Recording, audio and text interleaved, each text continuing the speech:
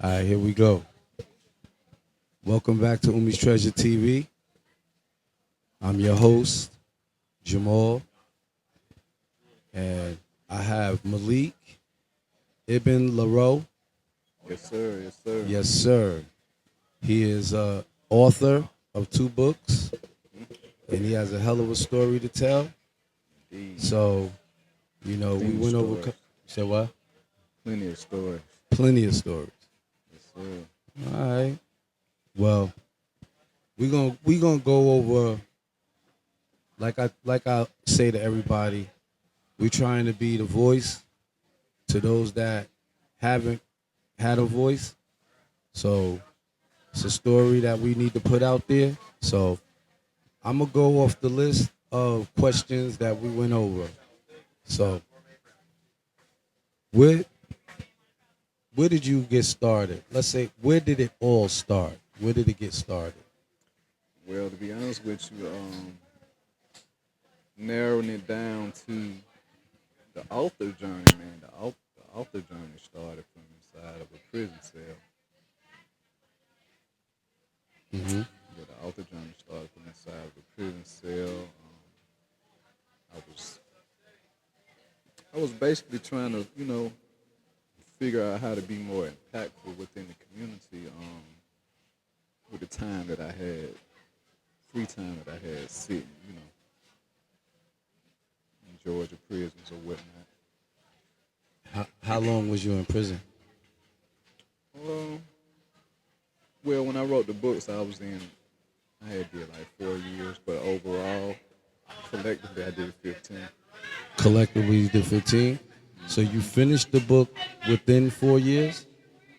Yeah, it was, yeah, on a violation, I did 4 years, and I wrote these two books. Oh, so you did the 15 years, and then you wind up having to do a violation, and then the violation. Well, no. I did 11 years, and then I did four. On the four for the violation, that's when I wrote the books. Mm. So, and what's the name of the books? So we got Six-Figure Prisoner, and we have Prison Fans. One dealing with the unconventional romance aspects that go on behind the walls. I know most people automatically think homosexuality when it comes to romance behind the walls, but it's a lot more going on than just that. So I tap into all the different, you know, romance stories from different prisoners that I spoke with on my journey. And then I also have another book. It's called The Six-Figure Prisoner, and it basically deals with, you know, enlightening yourself while you're in those dark places. So I touch bases on, financial literacy, health and fitness,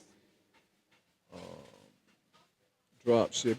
I cover a wide range of things that even someone who's not necessarily got all their freedom in society, they can still pursue these things and be successful.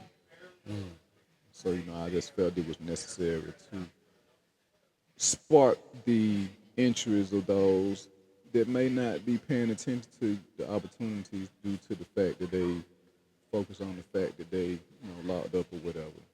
Mm.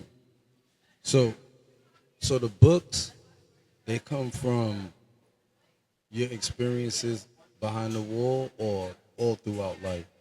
Actually, it's it's all throughout life for the simple fact when I did the 11 years, I had no interest whatsoever in writing a book. So, and that was the majority of my time, the first part, the 11 years. But when I got out and unfortunately had to go back in, I had a different set of, uh, I guess, binoculars, you know what I'm saying, to view what's going on outside versus what's going on inside. And I was able to see where, it was something that could be impactful for me to do both for people on the outside and inside because, when I went back in, I seen a lot of opportunities that people wasn't paying attention to due to the fact that I just left from the outside, and I'm seeing that okay, you don't have a whole lot of time, or if you do have time, you have to be like very strategic with how you um, spend your time on the outside. 'Cause you get caught up, you can waste hours driving. You know what I'm saying? Being on the outside, but in prison, you ain't got to worry about driving. You know what I'm saying? You ain't got to worry about none of that. You got all this free time on your hand, and it's like you can build some great things when you got the time to do it. Mm. And that's what stuck out to me the most going back in. Is that while you inside of here, you got a lot of time to really put some things in motion and set yourself up for success. And so I thought by writing the books that would be impactful to be able to give that information and try to wake some guys up to becoming the best versions of themselves, even though they might not be in the best predicament. So you have two books. Hmm. So of the two, which are your favorite? Which is your favorite? The Six Figure Prisoner is my favorite because that was the first book I wrote, and I was inspired. Inspired solely for the purpose of elevating people that's incarcerated. The prison fans, I got some gems and things in there, but it's more so for entertainment purposes, piquing the curiosities of people on the outside wanting to know like what goes on. 'Cause that'd be like the curiosity aspect when you're dealing with society. They want to know about, oh, is this true? Did they say this go on? And woo, woo, woo. So I wrote that book for that purpose. But yeah, the Six Figure Prisoner, I wrote that for purely impact. So yeah, that's my favorite. All right, so we're gonna get back to the six-figure prisoner, but you just said some things. So without giving too much of the book, I would like you to give us an example of something. My bad. I would like you to give us an example of something that we might not know goes on in the prison system with romance. That we might need to know.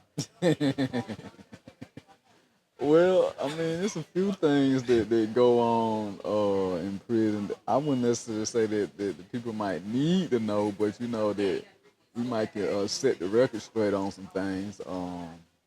First thing I want to set the record straight on is that even though it's an overwhelming, even though there's an overwhelming opinion that if a guy served X amount of time, then he automatically gay. You know what I'm saying? He done what he had to do, and that's not true. Right. You know what I'm saying? Like actually the gay dudes in prison is actually the minority. They are not the majority. Right. So that's the first thing. But and actually, people on the outside just coming to visitation to see their loved ones, and they still getting to have their visit, their conjugal escapades in ways, in unconventional ways, which you have to just. Oh, so you saying you talking about conjugal visits? Yeah, exactly. Yeah, non-conjugal, conjugal. Yeah, that's a perfect description. Yeah, we having non-conjugal visits. It's all about taking advantage of what's presented and Your resources. yeah, exactly. Your resource maneuvering. So yeah, All right. yeah, All yeah, right. for sure. All right. I got one more about relationships in prison. There's always rumor, and like you said, you cover that the homosexuals or the LBGT community, whatever, is the minority. Exactly. So the majority, you hear about like a non-conjugal conjugal visit could be like correction Yeah. correction officers. Exactly. Yeah. It can be correction officer. It can be it can be your old lady, your girl. I mean, some people that's bold, and stuff go on in the visitation room. Uh, but then you have other situations where, you got details and things of that nature where people go outside the gate and work, different places in the community. Might work at the dog pound or landfill or something, or be out on the side of the road. I'm quite sure people see them guys out on the side of the road cutting grass Wait, and wait, stuff. wait. Right, Mike, Yeah, because this testing 1 2. yeah. You said on the side of the road. Well, yeah, you see I know you quite sure you see the guys that be coming from the prison camps on the side of the road. They have the little vests on. They be out there cutting grass and yeah, those be opportunities as well. Like depending on how cool you are with your officer that's running the detail, they might let you. You know what I mean? Let your girl pull up or whatever the case may be, and Really? yeah, yeah. And some of them may not even make you pay them. Some of them might just be cool with you.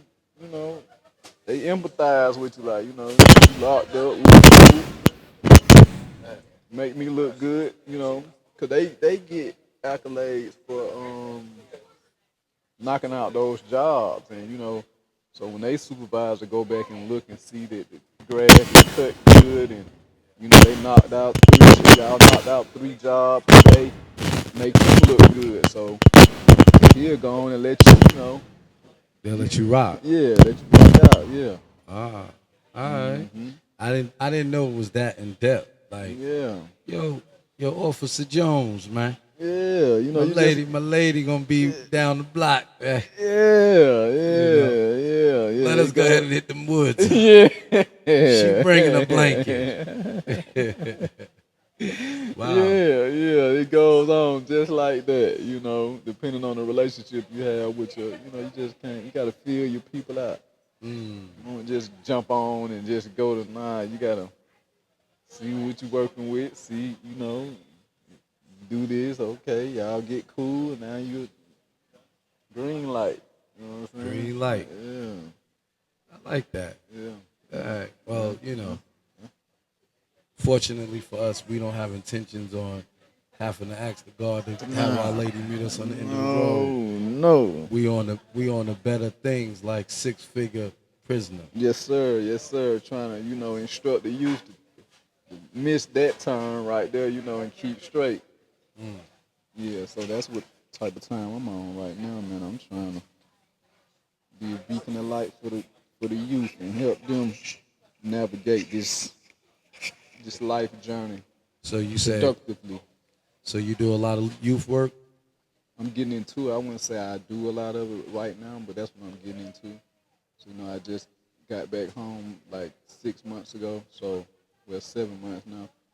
So, I'm just now getting back, on solid ground. So I'm venturing now into getting with them, try to build a foundation for them so we have something established from some people that actually, that they actually listen to. Because a lot of times people don't understand, man, when you're dealing with certain type of kids, uh, a lot of times it don't necessarily be what's being said to them is who's saying it. And that's a major thing because like you can have somebody that they don't really look up to like that or they don't feel like is I guess cool or them understand their perspective.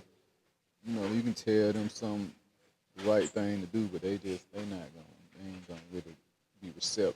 Yeah. A But lot of times, and I'm glad you said that because a lot of times uh, the children aren't willing to, like for instance, with my kids, they don't really know me as who I was 20 years ago.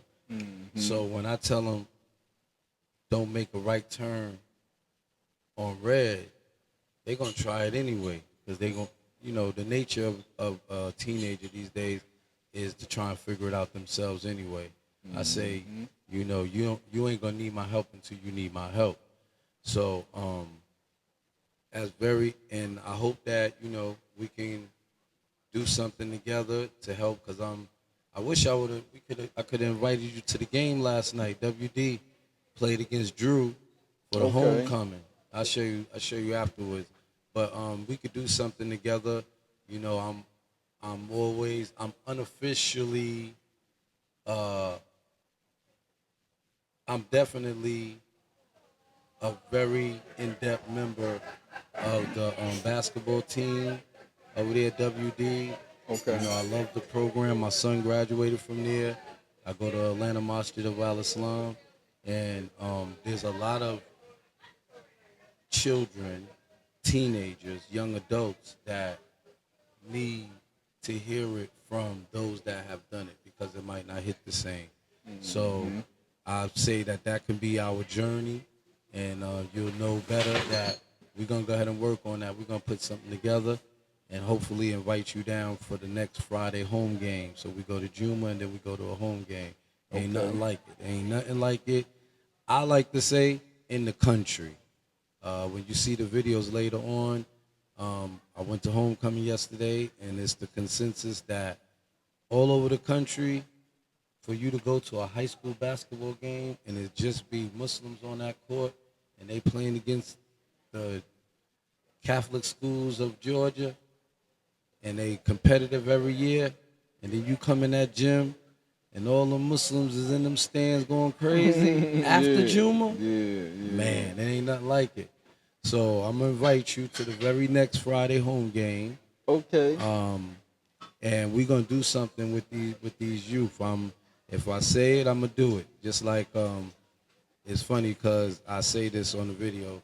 I'm always running around trying to better the brand of Umi's Treasure, and at Peachtree Peddlers, which we're at right now. Um, I'm always running around. So I told Brother Malik, like, we're gonna do a podcast. I'm starting a podcast, and I want you to be our first interview. And and I was saying it in passing, so uh, you know. Then I was like, let me get the stuff together so I'm not a liar. So I went outside, bought a ring light, and then got this handy dandy Yeah. dresser, and I said, come on, we're gonna do this, and it'll be up at the latest Sunday night. So we getting it out. We're gonna put as much content out, and let me see, what did I leave out on my list? Because I got my glasses on, but it's for all right. How long? Let me see. One question.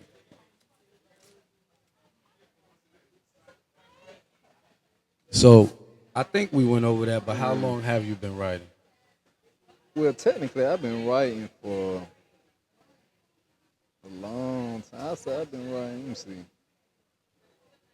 But no, I was into the music thing before I went to prison. Oh yeah. Yeah, so I was writing like raps and stuff like that back in 2004. So I say I've been writing for about 20 years, but book authoring, that's like, 2 years, 2, 3 years. 2, 3 years. So you say Book thing. you've been writing Yeah. for 20 years, but you've been a Yeah, cause professional I'm for a, two, I'm a three. writer. And I think that's like one of my writing is a strong point for me. Cause like even with this last little episode when I went to prison, I didn't I went on a violation, and a lot of times people be assuming that just cause somebody went back to prison they did something. And sometimes guys will go back to prison, especially when you're on like probation and parole, and you may not have necessarily did what they saying that you did, but since you're on supervised release, they don't have to take you through all of the formal procedures that a normal civilian would have to go through in order for them to have to go back to prison. So the 11 years that I did, I spent a lot of that time learning the law. And so when I went back on the violation, I pretty much fought my way back out. So when I got out this year, it was after the Supreme Court overturned the decision for them not to grant habeas corpus, which is a post-conviction remedy for guys in prisons. Habeas corpus, Latin term, you have the body. So anytime and it don't even necessarily have to be on a prison sentence. Anytime you are being detained unlawfully during that time frame, your recourse is a habeas corpus because it's legal detention of the body. But yeah, I wrote like I write briefs. Like I've been fighting these people myself ever since I caught my time. So like writing is something that I just do, and then I get in the zone when I start writing. Man, I get in the zone and just write and put together a masterpiece. And so that's something that I'm pretty much into. But now I'm in school. I'm trying to pursue law. So that's gonna be even more writing. So it's like, well, writing my thing though. That's something I do on multiple levels, not just books, briefs, raps. It went from raps to briefs to books. So yeah. So this is gonna parlay this right into the last question because this is a very important question, and you already answered it. Our interview flowed because so what a lot of people write books in prison, right? And some pop and some don't. So that's why I said that you already answered this question, but I don't know if the people was listening. So what are you gonna do?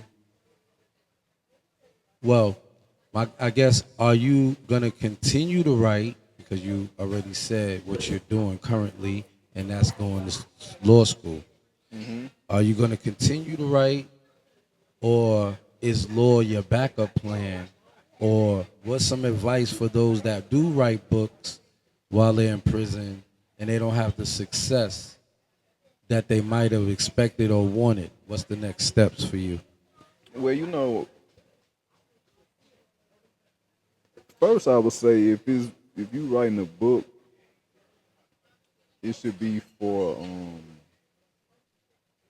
because you got a message you want to get out. Long as you got a message that you want to get out,